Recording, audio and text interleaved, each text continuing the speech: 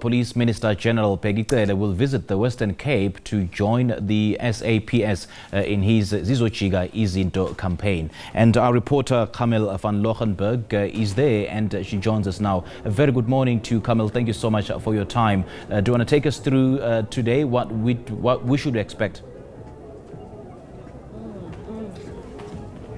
Yes, very good morning to you.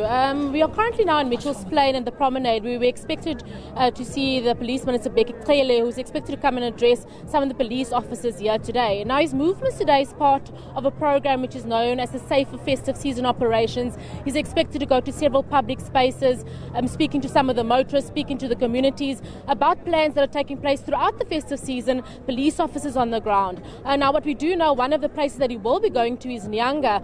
During the course of this year, we've had several issues in Nyanga alone. You know, in July, we've had 6 people that were killed in one incident in Philippi East. And then shortly afterwards, we do know that the army was deployed to the area. So what we're currently doing now is police officers are waiting for the police minister to come and address them.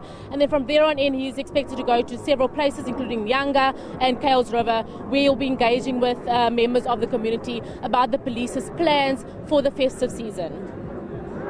The areas that you've just mentioned, Nyanga and Mitchell's Plain, are some of the crime hotspots in the Western Cape. Have there any been reported incidents so far this festive season?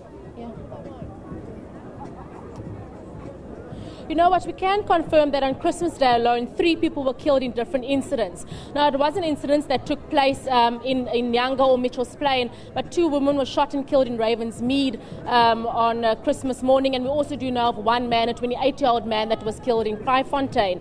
Just a short way from where we are now in Mitchell's Plain, earlier this month in Tafelsig, a 10-year-old girl, Aisha Kelly, was shot and killed in Crossfire. Now, the police minister did go out and visit the family shortly afterwards, where many of the community members spoke to them about the issues in Mitchell's Plain.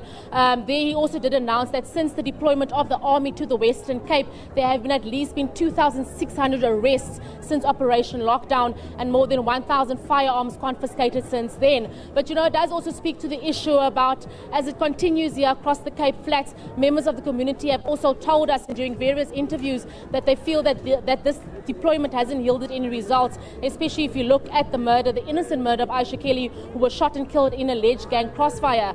She was buying something at the shop just a mere few meters down the road from her house when she was shot and killed. So these are some of the issues that the community are talking about. These are some of the issues that the community are concerned about. And also, if you have to look at some of the traffic offences that has happened, you know, from the 13th of December till the 22nd of December, more than 360 people have been arrested on the province's roads.